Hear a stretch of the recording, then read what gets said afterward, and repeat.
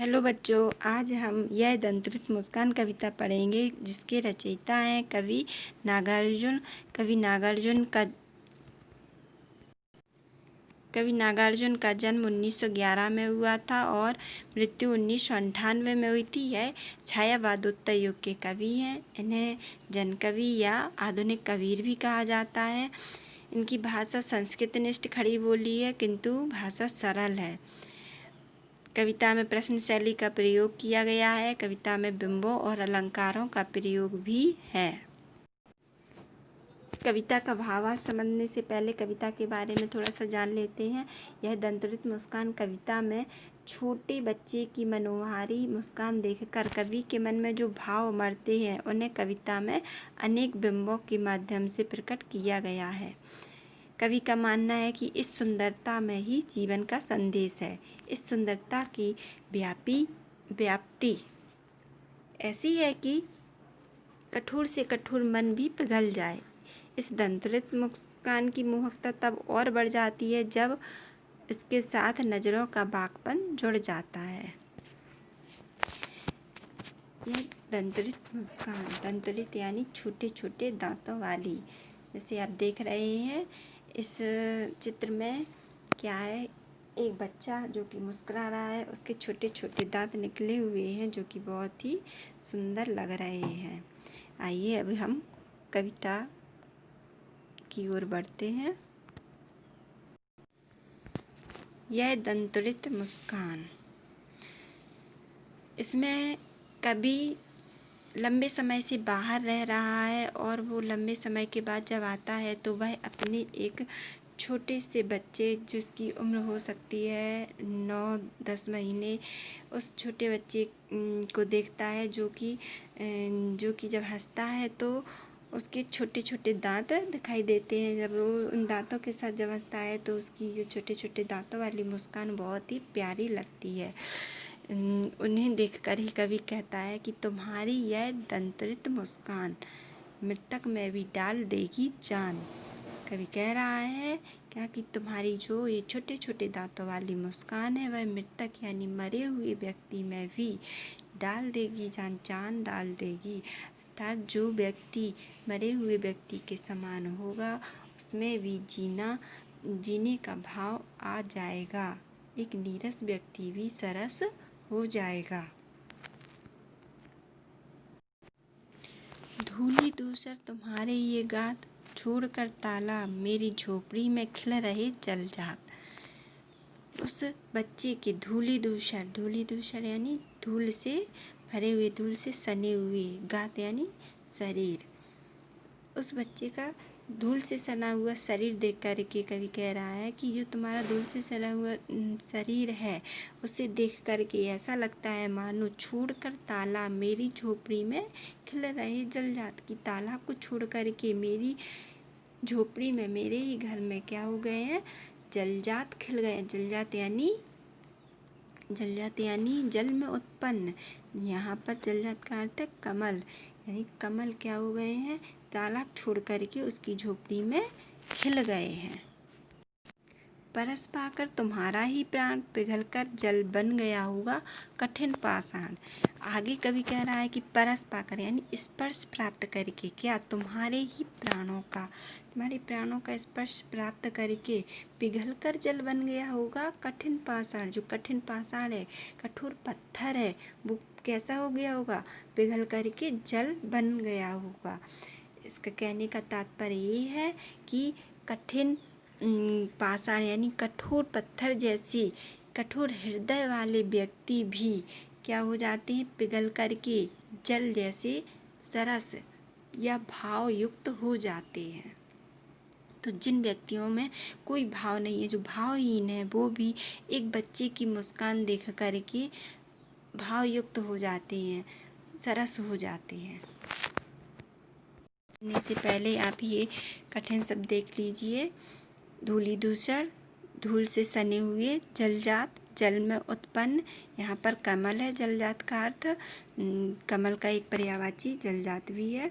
परस पाकर यानी स्पर्श प्राप्त कर, कठिन पाषाण यानी कठोर हृदय वाला, धन्य यानी धन्यवाद, चिर यानी लंबे समय से प्रवासी यानी परदेसी, कनखी मार यानी तिरछी नज़रों से या बाकी नज़रों से, इतर यानी अलग, छविमान यानी सुंदर, अनिमेष यानी बिना पलक झपकाए या अपलक।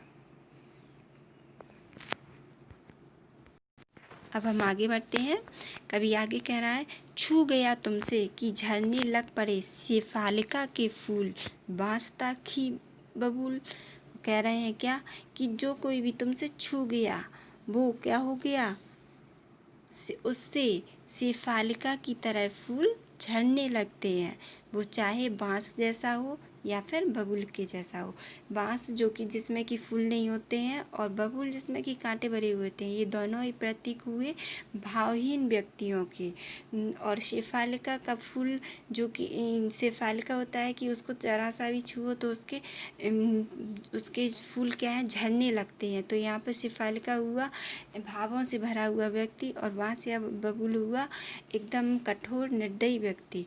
तो वो कह रहे हैं कि जो कोई भी जो कोई भी व्यक्ति एक छोटे बच्चे की मुस्कान देखता है, छोटे छोटे दांतों वाली मुस्कान देखता है, तो वो चाहे कितना भी भावहीन क्यों ना हो, उसमें भाव आ जाते हैं। तुम मुझे पाए नहीं पहचान, देखते ही रहोगे अनिमेष। आगे कवि कह रहे हैं कि क्या तुम मुझे पहचान नहीं पाए हो, क्योंकि कवि क्या है, कवि पहले से यहाँ नहीं रहता है, वो विदेश में या फिर कहीं और रहता है और बहुत दिनों के बाद अपने बच्चे से मिल रहा है। हो सकता है पहली बार अपने बच्चे से मिल रहा है। तो वो कह रहा है कि क्या तुम मुझे पाए नहीं पहचान, यानी तुम मुझे पहचान नहीं पाए हो, देखते ही रहोगे अनिमेष। क्या तुम मुझे इसी तरह अनिमेष यानी अपलक, बिना पलक झपकाए देखते रहोगे, एकटक देखते रहोगे। थक गए हो, क्या तुम थक गए हो, ऐसे एकटक मुझे देखते देखते थक गए होगे। आँख लूँ मैं फिर, तो मैं खुद ही अपनी आँख फेर लूँ। क्योंकि बच्चों की जो आदत होती है कि जब भी वो किसी अजनबी लोग को देखता है या फिर अपरिचित व्यक्ति को देखता है, तो वो पहले उसे एकटक से देखता रहता है, शायद पहचान निकालता है या फिर उससे थोड़ा सा डरता है। इस कारण से वो एक अजनबी व्यक्ति को हमेशा क्या करता है, पहले थोड़ी देर देखता है। तो कभी उसी बात को यहाँ पे कह रहे हैं कि क्या तुम मुझे अनिमेष देखते ही रहोगे और इस प्रकार से एकटक देखते हुए तुम थक गए होगे, तो मैं स्वयं ही तुमसे अपनी आँखें फेर लूँ। आगे कभी कह रहे हैं, क्या हुआ हो सके परिचित ना पहली बार। वो कह रहे हैं कि क्या हो गया अगर तुम मुझसे पहली बार में परिचित ना हो सके, क्योंकि कभी यहाँ उससे पहली बार मिल रहा है तो बोल रहा है कि क्या हुआ कि तुम मुझसे पहली बार परिचित नहीं हो सके। यदि तुम्हारी माँ ना माध्यम बनी होती आज, मैं ना सकता देख, मैं ना पाता जान तुम्हारी यह दंतृत मुस्कान।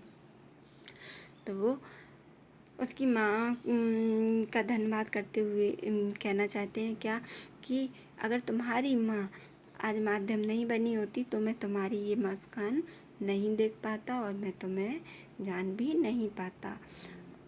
वो कह रहे हैं, धन्य तुम्हारी माँ भी तुम्हारी धन्य, इसलिए तुम्हारा भी धन्यवाद और तुम्हारी माँ का भी धन्यवाद। तुम्हारी माँ का धन्यवाद कि जो उन्होंने तुम्हें मुझसे मिलाया, और तुम्हारा भी धन्यवाद जो कि तुम मुझे इतनी प्यारी प्यारी खुशियाँ दे रहे हो। आगे कवि कह रहे हैं, मैं ना सकता देख। आगे कवि कह रहे हैं, चिर प्रवासी मैं इतर मैं अन्य, यानी चिर प्रवासी यानी लंबे समय से परदेश में रहने वाला, मैं इतर यानी मैं अन्य हूँ, अन्य या अलग, कोई दूसरा, अन्य यानी अन्य ही है, दूसरा। बोल रहे हैं, मैं तुम्हारे लिए क्या हूँ, एक अन्य व्यक्ति हूँ, तुम्हारे परिवार का व्यक्ति नहीं हूँ, क्योंकि वह पहली बार मिल रहा है अपने बच्चे से। इस कारण वो कह रहा है कि मैं तो एक लंबे समय से परदेश में रहने वाला व्यक्ति हूँ, मैं तुम्हारे लिए एक अन्य व्यक्ति हूँ, जान पहचान का व्यक्ति नहीं हूँ। इस अतिथि से प्रिय तुम्हारा क्या संपर्क, जो तो तुम्हारे लिए मैं मेहमान की तरह हूँ और इस मेहमान से तुम्हारा कोई भी संपर्क नहीं रहा।